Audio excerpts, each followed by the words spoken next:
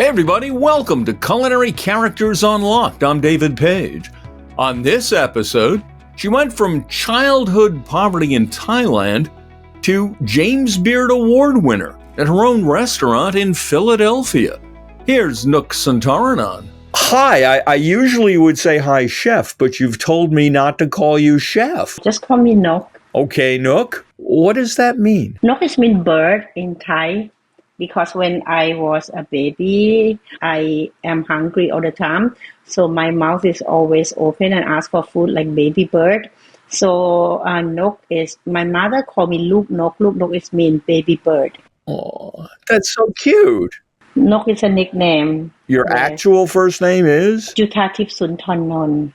Which means? Jutatif is mean crown jewels, and Suntaranon is my family name. When I did my passport, I don't like how, that they spell my family name.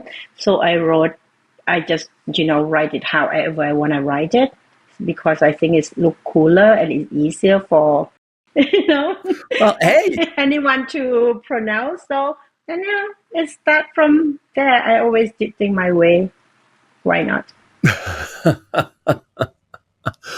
You grew up in Thailand. I grew up in Thailand. And not in Bangkok. No, I was in the southern part of Thailand. And then at the age of 15, my mother sent me to Bangkok so I can have better education. Okay, but the town you grew up, I guess it's a province. You grew up in Trang? Trang. The province is Trang. The village is Yan Ta Khao. It's a very small village. How small? Tiny, chiquito, poco, piccolini. Piccolino, very small. What do you remember about your childhood? A lot of fun, a lot of good food, a lot of work because we have to help our mother, me and my brothers work. It was a lot of good memories. And we grew up in a village that everybody know each other, a very family-oriented background, and a lot of cousins. It's beautiful and grew up in the market, so used to see great seafood and, able to touch any food in the market, fish, chicken, we can just poke our finger through. When I came to America, I got yelled at the Whole Food because I thought why not? I'm buying it. Why can't I touch my fish? And they treated me like I'm a criminal. And touching the food in America is a crime. Why do you want to touch your fish? So why would you not? The fish is right in front of you. If you don't poke it, how would you know how fresh that fish is? I take it Trang province was coastal? It is, yes. Yeah. So the market is my Please Touch museum. You said you came home smelling of fish paste? Your mom was working there? What's the deal? My mother worked in the market. She have the curry paste stall and she sell everything pantry staple. So curry paste, shrimp paste, eggs, and garlic, shallot. So the shrimp paste came in a big block. I went to the market before my mother wake up. So, prepare the shop ready for her. And I have to lift up those heavy shrimp paste. So yeah, I came home smell like shrimp paste every day. How old were you? Very young. At the age of 4, we already in the market with her. Economically, times were tough for your family, were they not? It wasn't easy, no. We were poor. What were you eating in poverty in Thailand? But we eat like billionaire. We had the best fish, we had the best seafood because we don't jeopardize on the quality of living. Food is life. We eat like a king.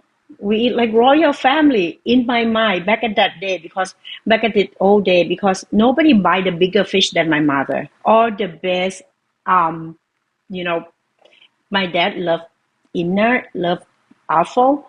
Mom will sort through the best one, clean it and turn it into something so delicious. So for me, we were financially on a very low end, super poor. But we eat like a millionaire. Nobody eat better than us in the village. Who'd you learn to cook from? Your mom, your grandmother? I learned to make curry paste from my mother. I learned to cook by watching my grandmother cook. I learned to just by process that in my head. I never get to really cook when I was young because I left home at 15 and my grandmother came to take care of me in Bangkok. So I watch her cook. When I never go home, I watch my mom cook. And then I went to culinary school in New York when I moved here. That's when I just like everything come together. Thing make sense. You had a whole career before coming here, didn't you? I had a life. It's what a great life. Well, tell me about that life. After I graduated from college, I moved to Bangkok, and then I got a job in Kuwait Airways being flight attendant. Actually, that's when I start cooking because in Kuwait Airways is right after invasion to 1992. It's not safe or for us as a woman to walk outside going to the restaurant by ourselves. So flight attendant, Thai crew will just, have share the apartment and we share the kitchen. So we cook and we have like kind of our little canteen set up in the apartment and we take turn to cook. That's when I start to cook, but it's just, very easy stuff here and there. Then moved back to Thailand, joined Thai Airways. My two brothers, moved in to live with me in my apartment. I start cooking for them, but not every day because my life is pretty busy. I flew a lot. And then I start cooking like I take cooking more seriously. When I met my husband, I moved here to America. When after he showed me all his boxes in the pantry and call it food. Like, I don't think that look anything like what I ever ate. So I start cooking. I don't know how to use computer. I'll ask him to Google some stuff for me and he printed out for me. And then I read a lot and then I just kind of formulate it in my head and I go get the ingredient and I start cooking for him. Just try to impress him. Well, I'm impressed by him. He's the only one I've ever heard of who successfully asked a flight attendant out. It's not the only one. Yes, yeah. I was a flight attendant and yeah, we met on the plane. Yeah, well, look, every guy in the world at some point fantasized about going out with the flight attendant. Was this guy just super smooth or what? No, he didn't do anything. He was very quiet. He's quite charming. A Wharton professor, correct? Yeah, you did your homework. Well, I was impressed by what he did. Okay, so you moved to the States Yes, with him. with him. Did you get married before or after you came here? I got married before because, finally Steve said, we need to get married so you can have green card. And I look at him like, is that the proposal? Are you proposing me? and I'm like, okay, I guess that the only way that, we can continue our relationship. And I like, yeah, sure, we get married. So we got married in Thailand. And then we start our green card process application from Thailand. We hired a lawyer in Philadelphia because then I can still remain my tourist visa status and I can traveling in and out because I have my business in Thailand and I still can keep my job. So, this is what I love about Steve because he's very thoughtful and everything that, we make decision in life is always well planned. So, yeah, that's how I get here. Not by boat, by plane, first class. Damn straight. Of course. So you had limited restaurant experience by the time you got here. You'd run a street stall. You were a partner in an Italian restaurant in Bangkok? Yes, with my ex-husband. I opened the restaurant with my ex-husband, Italian restaurant, and I run that restaurant with him, together with being flight attendant and have a small jewelry business with my close friend in Thailand that we grew up together. So I've been working 3 jobs and it's because, I have to take care of my families. Yeah, I have very small restaurant background, but being flight attendant, we learn a lot about hospitality. So You're in the States. Mm-hmm. One day you just look at your husband and say, I think I want to open a restaurant? Yes. Really? I moved to America, and then, before I moved, I was thinking, what would I do? Because I've been busy all my life. What would I do if I got to stay home? And I just want to go to culinary school because I watch a movie and I feel like, instead of pretty woman like Julia Roberts, I want to be Julia Child. So and Steve took me, and the good thing about my life, I think I'm lucky enough that Steve barely say no to me, because when he say no, I still hear it as a yes. So when I told him I want to go to culinary school, he said yes. So we went to visit the school, and I came home. I said, Steve, I can get financial aid too. What does that mean? Steve said, I don't think they want to give you any financial aid when you wear Chanel and visit school. Can I still go to school? He said yes. But wearing Chanel was going to interfere with the financing, huh? I think so. Well, That's what my husband said. You're well known for dressing beautifully when you're in the restaurant. So apparently you have a thing for designers? I woke up like this every day, so it's part of my life. Okay, so you decide to go to culinary school. Yes, I did. Did it just fit like a glove? Was there a getting used to it period, or did you just walk in and say, this is for me? I love every day at school. I never liked school. I hate school. I never liked to study, let's put it that way. But at culinary school, first of all, it's very expensive because, I did the math and it's just like, I was like, oh my God, this is such a good business. They make a ton of money from people like us. So like I cannot miss the class, not a day. And then once when I start getting into it, I love it. And then I'm getting more competitive because I just want to be the best. The first 2 exams, I did not do too well because I don't understand the question. My English, my writing is not that good. But then I learn fast, and it's just like, I need to beat everybody. Just, for my own ego, my own self-esteem that I can do it. And I did. I graduated with Dean List. I was a very good student. I make a lot of friends, and I had a lot of fun. I learned a lot. I'm going to assume that you were at or near the top of the class because you got an internship at Jean-Georges? Yes, I work in Nucatine. And I end up cooking for Chef Jean-Georges and everybody in the kitchen at Nucatine. I've been cooking a lot for the chef, and I get to show them how to make curry paste and all of that. The chef team at Jean-Georges been very kind to me, and I feel like, if you ask me about person that really inspired me, he is one of them. How did he inspire you? Because, one of his first job is at the Oriental in Thailand, and his food is always have the touch of, the Thai herbs, and a lot of his recipes I could relate it. One of his first recipes that really inspired me, that's when he did foie gras with mango sauce, and it made me feel like I really want to do something like that. I want to do it. I want to be that person.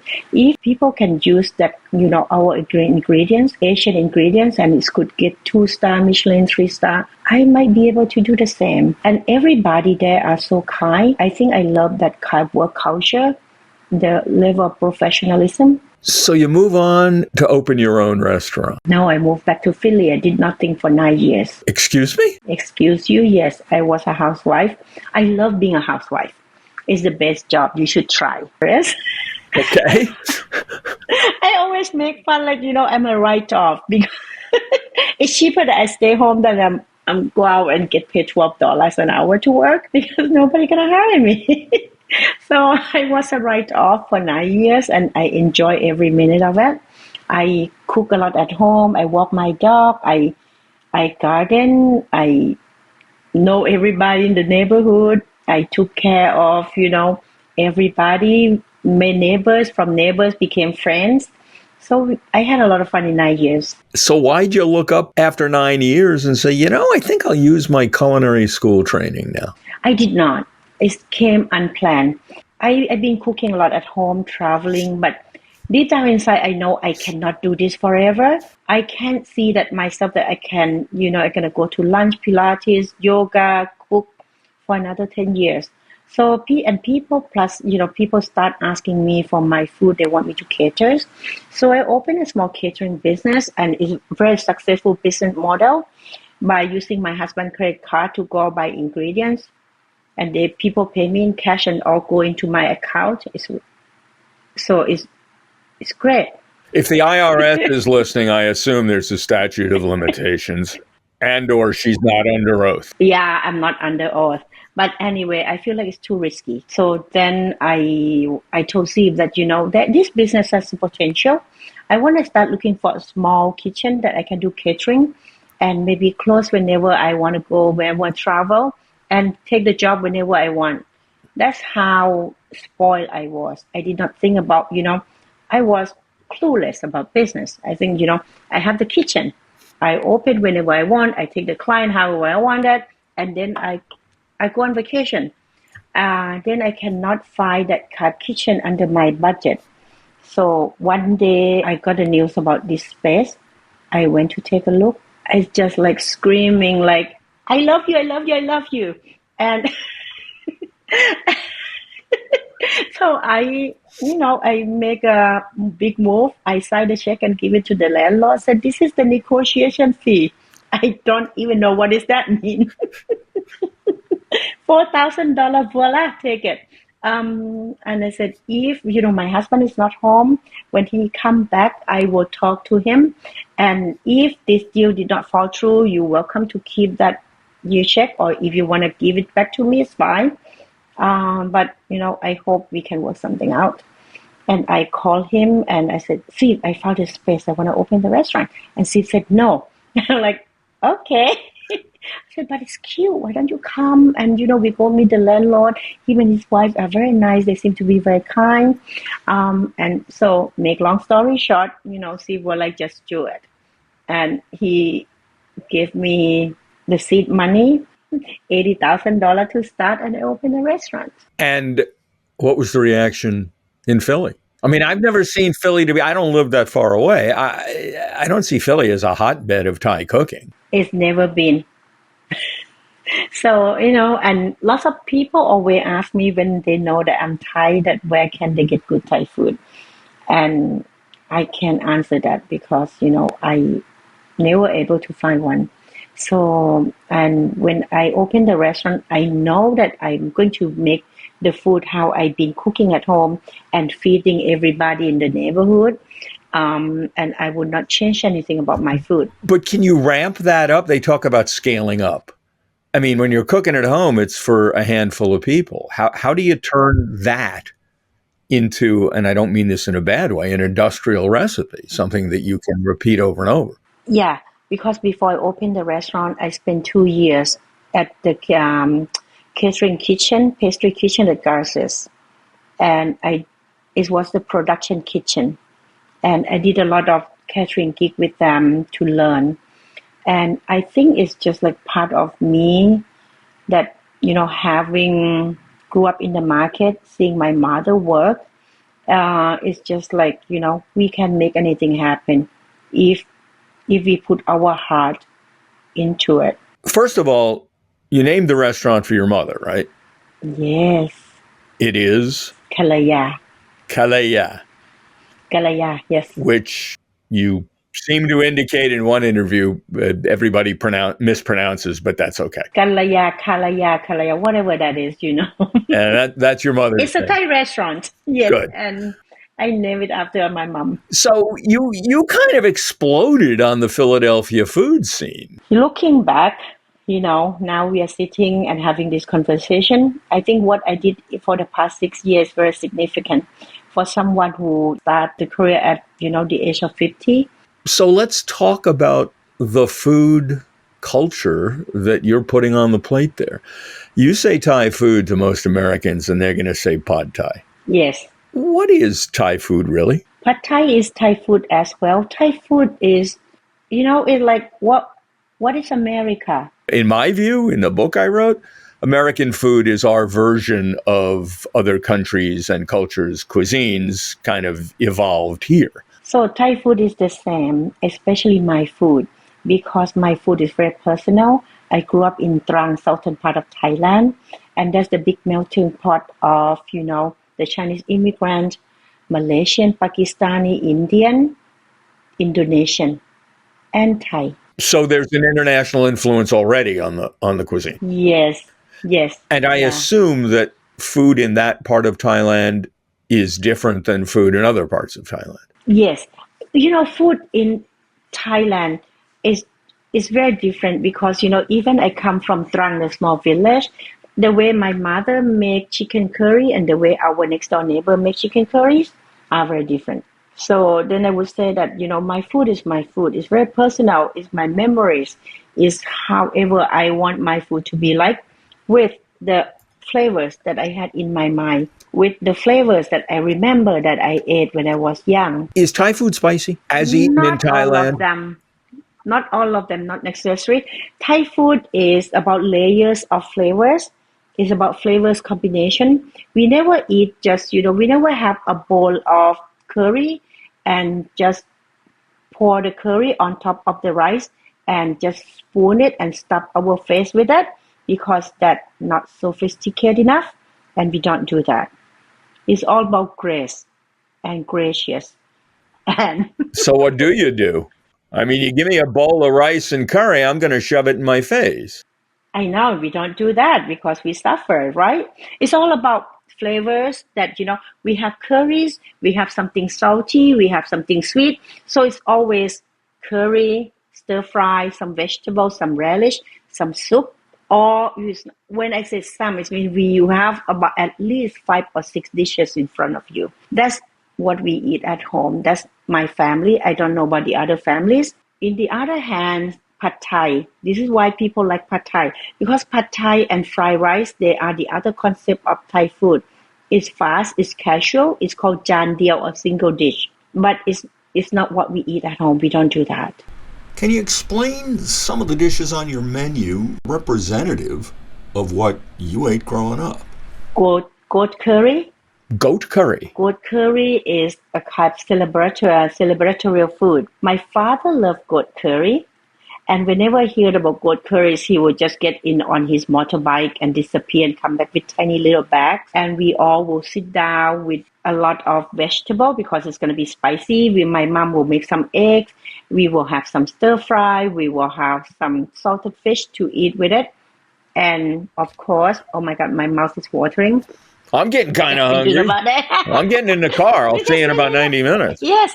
And we will have the big bucket of big thermos of ice water next to us. And yeah, because, goat curry is so spicy, we just need a spoonful and mix it with rice. And then we have a little bit of vegetable in between. We have some eggs, we have some stir fry, we have some salted fish, and we have a little soup that we can just like sip it. That's the food that represents where I come from. Or the chicken curry that we serve it with the turmeric rice. I had that when I was young. We got invited to the housewarming party, and I remember I had that. So when I went to culinary school, the first time I learned how to cook the rice, I came home and I make the curry paste from my memories, and then I make sticky rice, and it took me right back home. You get homesick? No, I just miss the food.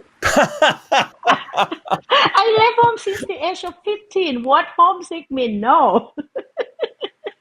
Homesick is for wussy. You don't get homesick, you deal with it, you suck it up. So you're a Flyers fan, apparently.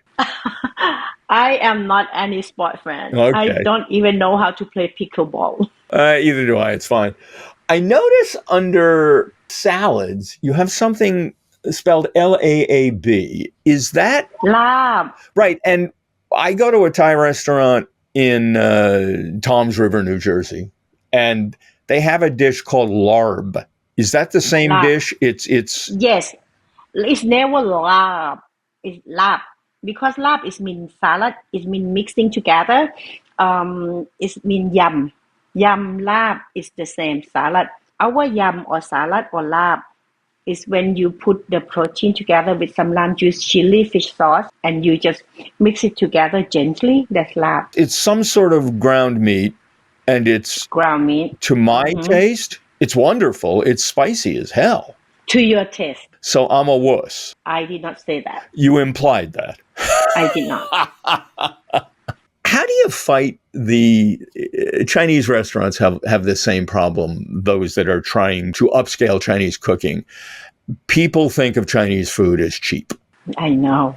Very sad. Chinese food, the real Chinese food is expensive. Is it the same for Thai? I mean, the assumption is, let's go get some Thai. It's going to be cheap. Your place ain't cheap. That's the way it should be. You want to buy the original painting or you want to buy the print? Nobody hold you at gunpoint. The money is in your wallet.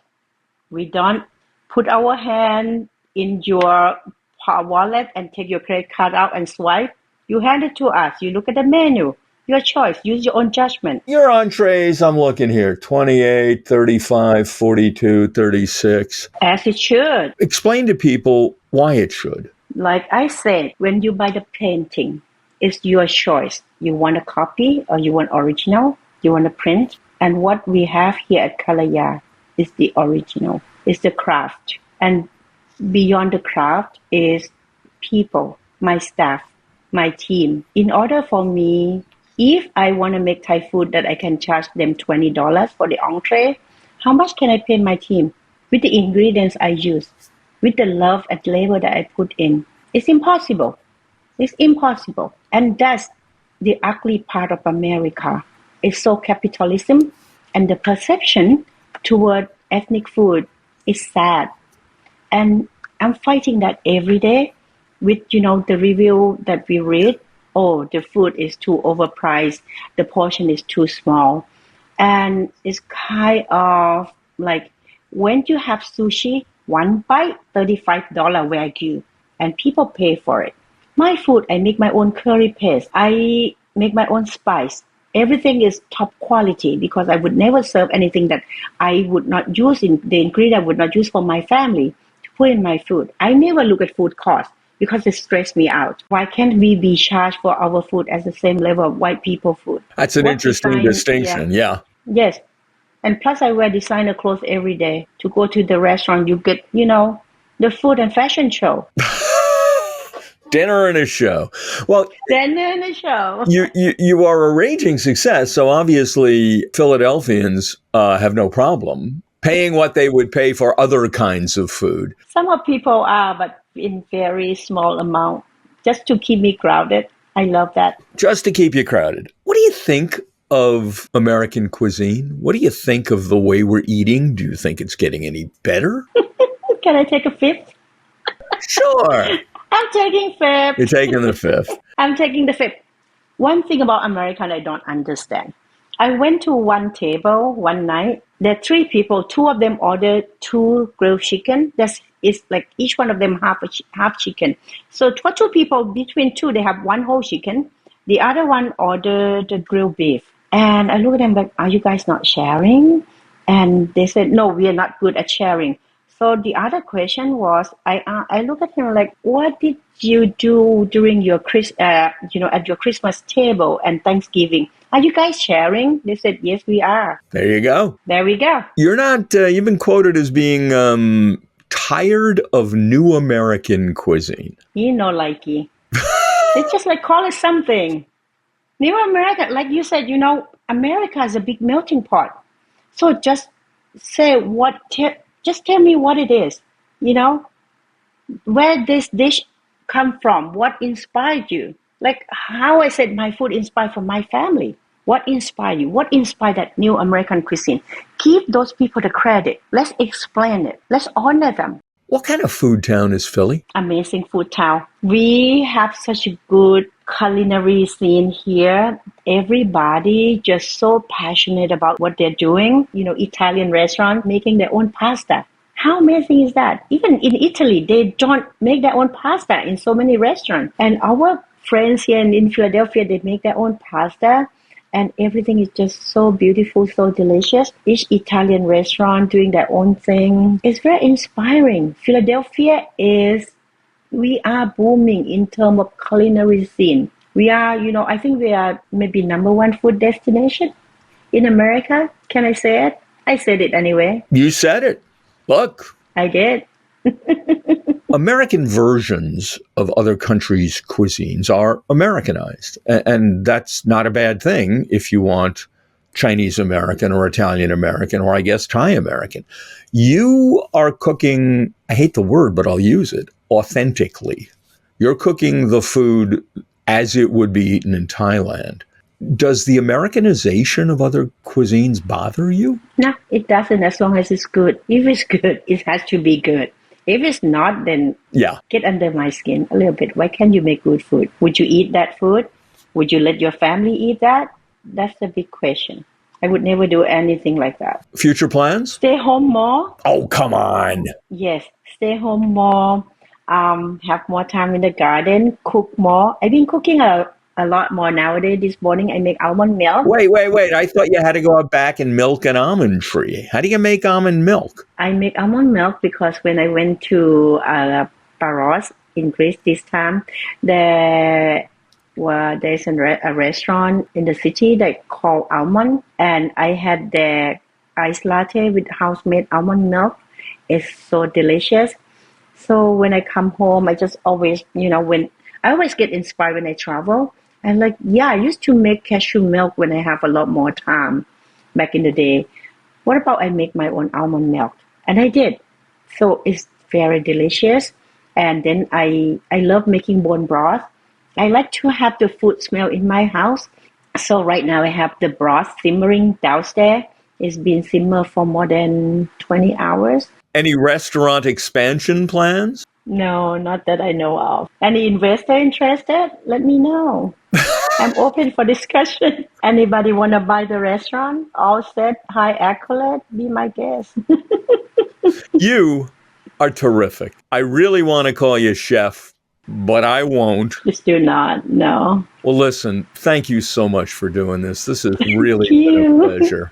Do you want to see my cookbook? I forgot to do that. Wait a second. Hold on. Why I have to do your job for you? Back up. Let me introduce it. Wait a sec. If you're listening, not looking, I'm sorry, but there's a gorgeous picture of some seafood on the front of that. Oh, yes. Okay, Southern Thai Kitchen, it's called. Look at the back. This is how my mother's stall looked like when I was young. Oh, it's all fresh everything just laid out in front. How many recipes? Under 100. That's plenty. I can start there. Look, again, you are an absolute delight. Best of luck to you. And thank you so much. Thank you. And whenever you feel like you can cross the bridge, there is a food town called Philadelphia. I will be there. Anytime. Nook Suntaranon on Culinary Characters Unlocked. I'm David Page, and I'll see you next time.